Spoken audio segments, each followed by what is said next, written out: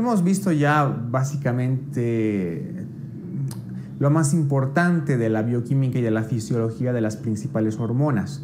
Pues ahora vamos a empezar con la patología propiamente de las glándulas, ¿no?, del sistema endocrino.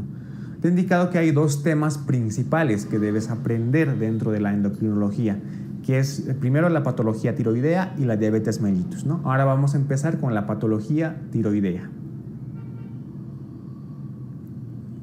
Bien, vamos a empezar con el bocio, ¿no? ¿Qué es el bocio? Es el incremento de la glándula tiroides. En la imagen tú ves primero una imagen que muestra la ubicación y el tamaño de un tiroides normal, ¿no? Y al lado ves la imagen de una glándula aumentada de tamaño. Pues el incremento de la glándula tiroides se denomina bocio. En esta primera parte vamos a hablar del famoso bocio simple, ¿no?, que es un bocio difuso, como ves en la imagen. Es decir, un lóbulo aumenta de tamaño de la misma forma que el otro lóbulo. Es difuso, o sea, a nivel de toda la glándula, ¿no? ¿Cuál es su otra característica? El bocio simple tiene una función tiroidea normal, ¿no? Es decir, es un paciente eutiroideo, tiene una función tiroidea normal. Este bocio simple no tiene nódulos, es decir, no hay nódulos, ¿no? Y la etiología no tiene que ser ni inflamatoria ni tumoral. Entonces, el bocio es el aumento del tamaño de la glándula tiroides, pero el bocio simple es un aumento difuso de la tiroides, es decir, tiene que aumentar del mismo tamaño todas las partes de la glándula. ¿Qué más? Para que sea bocio simple, la función tiroidea tiene que estar normal. ¿Qué más? No tiene que presentar nódulos, ¿no? Y su etiología no tiene que ser ni inflamatoria ni tumoral. ¿Cuál es la causa más frecuente del bocio, sobre todo en nuestro medio?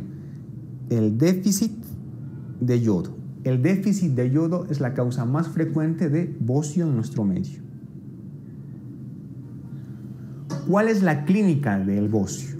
Bueno, como ves en la imagen, hay distintos tipos de bocio, ¿no? El bocio simple puede ser de un tamaño moderado o realmente de un tamaño grande. Entonces, la mayor parte de los bocios son asintomáticos. Es decir, solamente se observa a la exploración, ¿no?, en la parte del cuello. En la parte del cuello, el bocio se evidencia como una glándula con aumento de tamaño, ¿no?, un aumento de tamaño en el cuello. Si nosotros hacemos una palpación, la palpación tiene que ser simétrica, por eso es un bocio simple. Entonces, a la exploración ves un aumento de la glándula de tamaño simétrico. No hipersensible, es decir, que no le duele al paciente, ¿no? El bocio simple no tiene que doler, sobre todo cuando palpas. Y a la palpación tiene que ser blanda y no tiene que presentar nódulos, ¿no? Eso es lo típico de un bocio simple.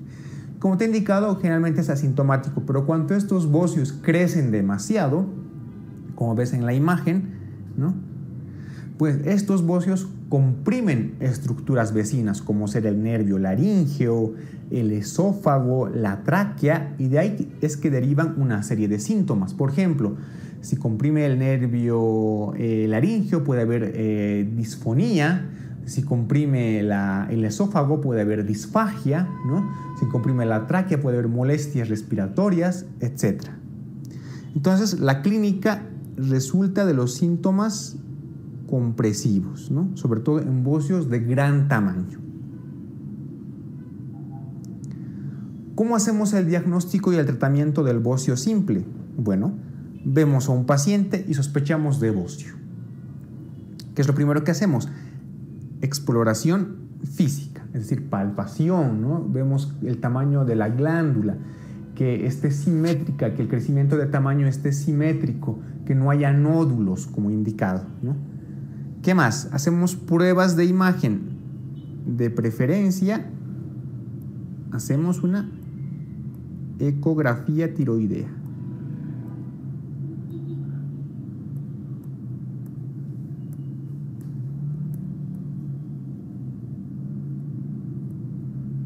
hacemos una ecografía de tiroides, ¿sí? Como prueba de imagen. ¿Qué más? Como te había indicado que tenemos que determinar que ese bocio, ¿no? Pues ese bocio simple tenga una función tiroidea normal, entonces vamos a hacer pruebas tiroideas y determinación de ciertos anticuerpos.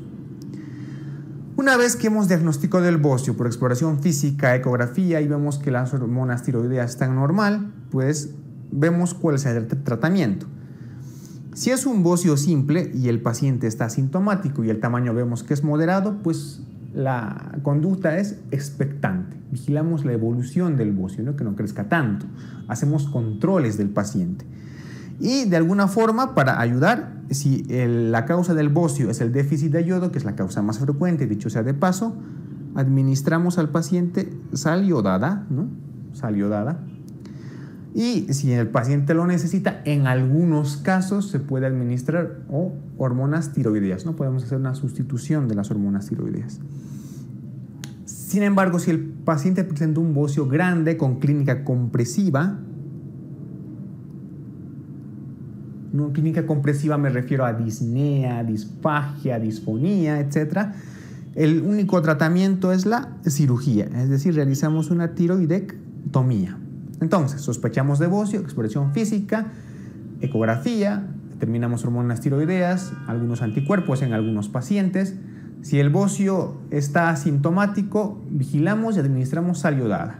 Si el bocio produce síntomas compresivos, cirugía, tiroidectomía. Bien, vamos a pasar a hablar de otra patología también que está dentro de la tiroides, ¿no? Como vemos aquí en la imagen, es el hipotiroidismo. ¿Qué es el hipotiroidismo? Pues es como lo define aquí la diapositiva. Es una patología que resulta de la falta de efectos de la hormona tiroidea sobre los tejidos del organismo. En un tema anterior habíamos visto algunas de las acciones de las hormonas tiroideas, ¿no? Sobre el metabolismo principalmente. Entonces, la falta de estos efectos de estas hormonas se denomina hipotiroidismo. ¿Cuál es la etiología principal del hipotiroidismo? Vamos a dividir al hipotiroidismo en dos tipos principales, ¿no? El primario, que es alrededor del 95%, ¿no? Y el secundario, que es alrededor del 5%. O sea, el hipotiroidismo primario es el tipo principal de hipotiroidismo, dicho sea de paso. Dentro del hipotiroidismo primario, la causa principal, sobre todo en nuestro medio, es el déficit de yodo, ¿no? El déficit de yodo es la causa más frecuente, incluso a nivel mundial, de hipotiroidismo. En países desarrollados, la causa principal son las causas autoinmunitarias, por ejemplo, la tiroiditis de Hashimoto, ¿no? También otras causas de hipotiroidismo primario pueden ser postquirúrgicas, ¿no? Después de haberte hecho una cirugía de un bocio, por ejemplo, ¿no? Posterior a la administración de radioterapia cervical o radioyodo, ¿no? Las tiroiditis, pero generalmente las tiroiditis, que son inflamación de la tiroides, causan un hipotiroidismo que es transitorio. La hipoplasia o aplasia tiroidea, ¿no? Que es más causa genética, y algunos fármacos, por ejemplo el litio, la amiodarona y obviamente los antitiroideos causan hipotiroidismo. La causa secundaria, pues la causa secundaria está a nivel de nuestra hipófisis. Entonces, un hipopituitarismo, ¿no? es también causa de hipotiroidismo secundario, el adenoma hipofisario y la cirugía radioterapia de la hipófisis. Quiero que te quedes con lo siguiente. El hipotiroidismo lo vamos a dividir en dos, primario y secundario. ¿Cuál es el más frecuente? El primario. Dentro del primario, ¿cuál es el factor más frecuente para causar hipotiroidismo? El déficit de yodo, ¿no?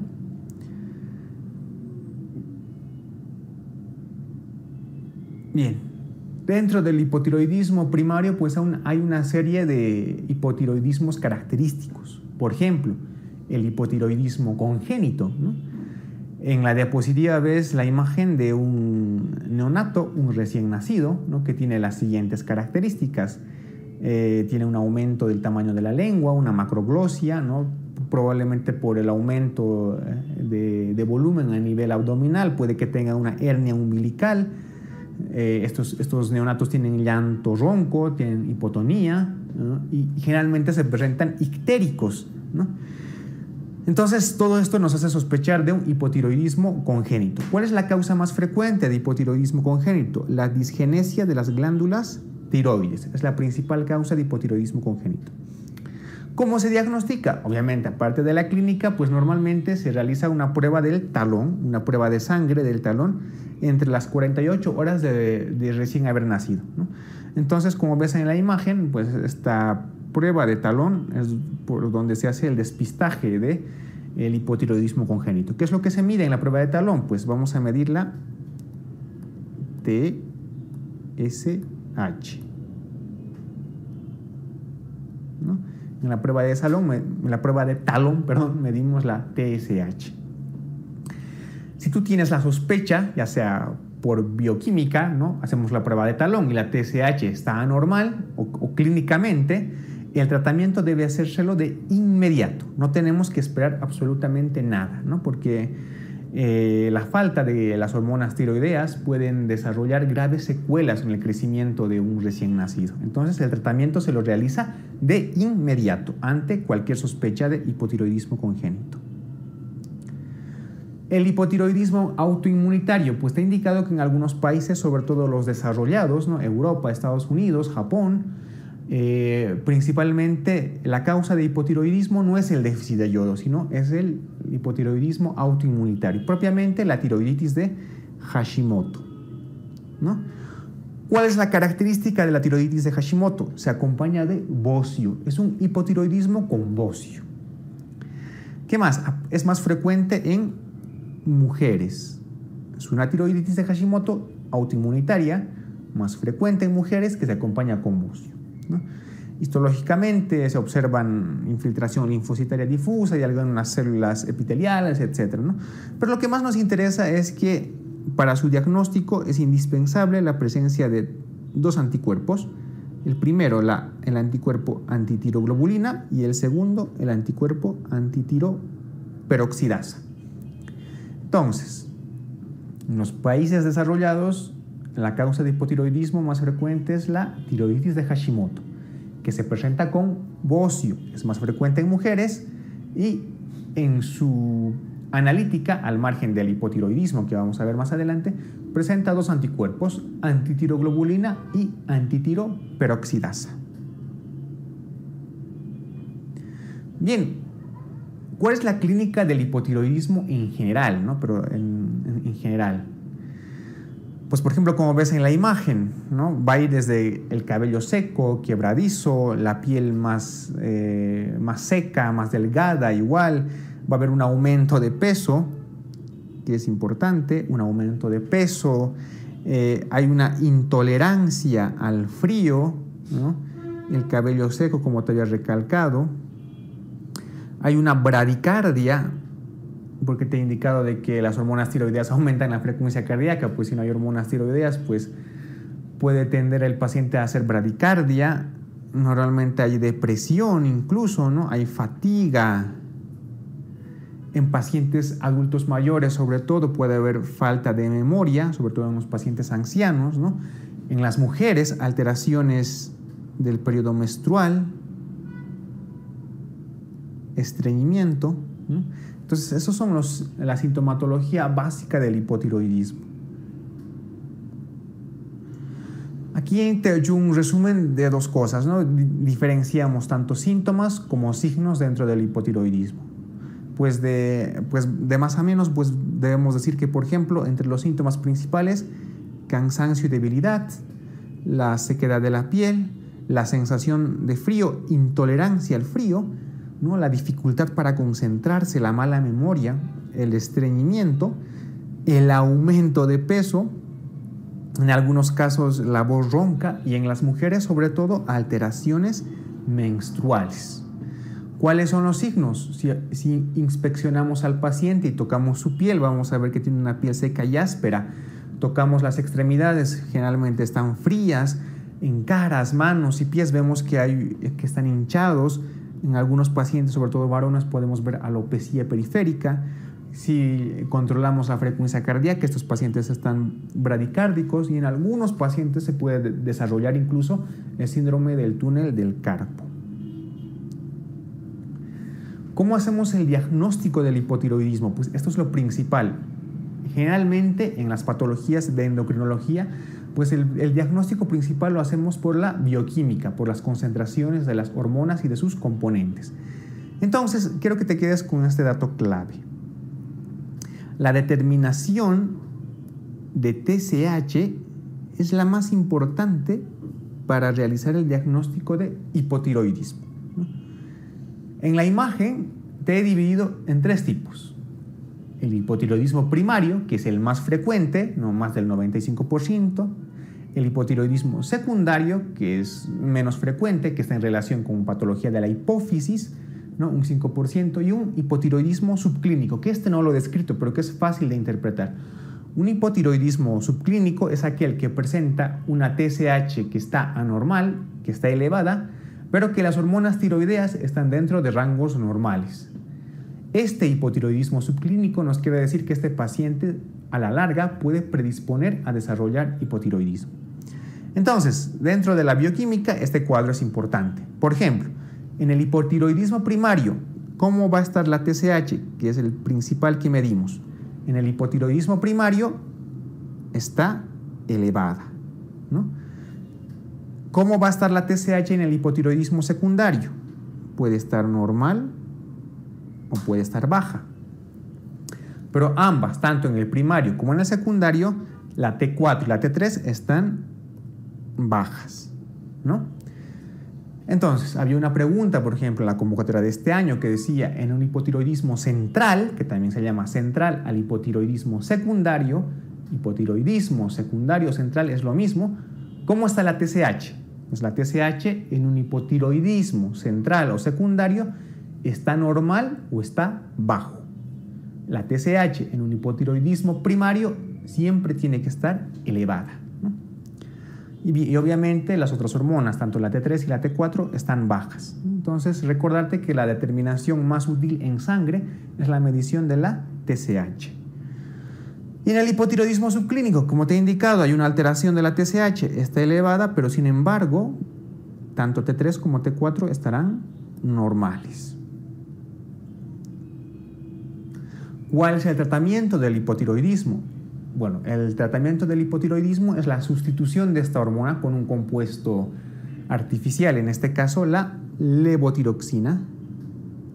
Como ves en la imagen, ¿no? Hay una caja de este medicamento, la levotiroxina.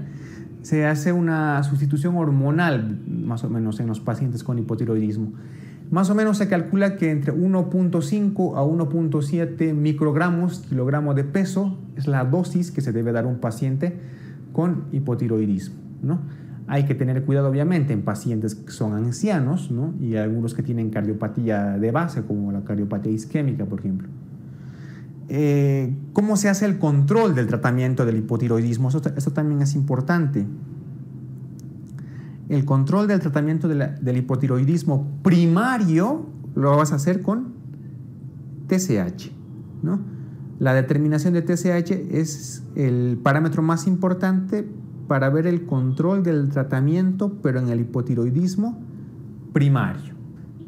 En cambio, en el hipotiroidismo secundario, que es menos frecuente, otra vez te lo recalco, se hace con la medición de T3 y la T4.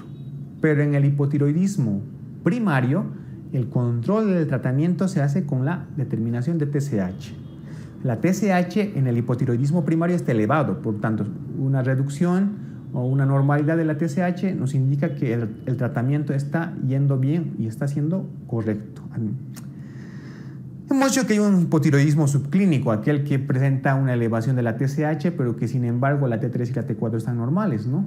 Esto quiere decir que estos pacientes son predisponentes, tienen una predisposición a hacer hipotiroidismo. El tratamiento del hipotiroidismo se debe realizar con la sustitución hormonal de estas hormonas, ¿no?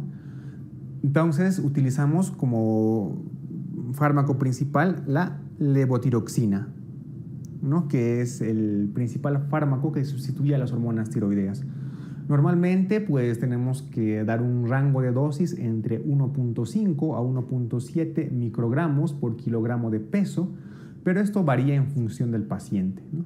Tienes que tener cuidado, sobre todo en pacientes ancianos y que tengan alguna cardiopatía de base.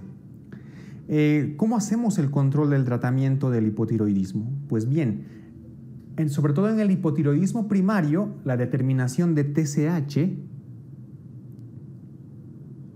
es el parámetro más útil para el control del tratamiento en el hipotiroidismo, pero primario.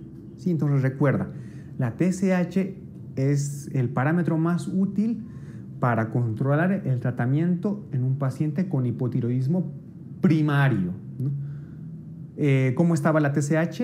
Bioquímicamente, pues está elevada, ¿no? En un hipotiroidismo primario. Entonces, una normalización de esta TSH nos indica que estamos realizando un tratamiento adecuado. En el hipotiroidismo secundario, que es menos frecuente, para el control del tratamiento se debe evaluar la T3 y la T4. Recuerda, en el primario lo más importante para el control del tratamiento es determinar la TSH. El hipotiroidismo subclínico es el que te he indicado que presenta una elevación de la TSH, pero que presenta la T3 y la T4 normal. Pues estos pacientes tienen una cierta predisposición a desarrollar hipotiroidismo. ¿En qué situaciones vamos a dar tratamiento en un hipotiroidismo subclínico? Pues básicamente en 3 situaciones. La primera, si hay mujeres embarazadas. Segundo, en niños y adolescentes. Y tercero, si medimos la TSH y esta es más de 10 microgramos unidades por ml, ¿no? En estas 3 situaciones son las únicas en las que se puede dar tratamiento en un hipotiroidismo subclínico. Entonces, hipotiroidismo subclínico, mujeres embarazadas, niños o adolescentes, o si la medición de TSH es más de 10 microgramos por ml, debemos dar tratamiento. Vamos a hablar acerca del coma mixedematoso, ¿no? El coma mixedematoso, como ves en la imagen, es una urgencia sobre todo, ¿no? ¿Cómo ocurre el coma mixedematoso? Bueno, el coma mixedematoso ocurre en pacientes que tienen un hipotiroidismo grave, ¿no? Y que no han sido tratados, o teniendo hipotiroidismo han sido sometidos a una cirugía, por ejemplo, o teniendo hipotiroidismo, estos pacientes también presentan una infección grave como una neumonía. Entonces, en estos pacientes se puede llegar a desarrollar un coma mixedematoso, que es el empeoramiento de todos los síntomas del hipotiroidismo, ¿no? ¿Cuál es el cuadro del coma mixedematoso? Básicamente presentan hipotermia. Si un paciente hipotiroideo ya de por sí presentaba intolerancia al frío y extremidades fríos, en un coma mixedematoso este paciente presenta hipotermia. También presenta estupor, puede llegar a presentar convulsiones e incluso llegar al coma, ¿no? Por eso el nombre de coma mixedematoso. Por lo tanto, es una urgencia realmente en endocrinología. ¿Cuál es el tratamiento? El tratamiento se lo debe hacer de inmediato, administrando levotiroxina intravenosa, ¿sí? Y obviamente la corrección del factor desencadenante. Si es una neumonía, si ha sido sometido al frío de manera brusca, ¿no? Etc. Algo que debes recordar es que en el coma mixedematoso, si bien tienes que aplicar la levotiroxina intravenosa de inmediato, también tienes que administrar un bolo de cortisona. ¿Por qué hidrocortisona? Porque si no administras un bolo de hidrocortisona, de este corticosteroide, puedes desarrollar una crisis suprarrenal. Entonces, en el tratamiento del coma mixedematoso, administras levotiroxina intravenosa, pero a su vez hidrocortisona para evitar una crisis suprarrenal.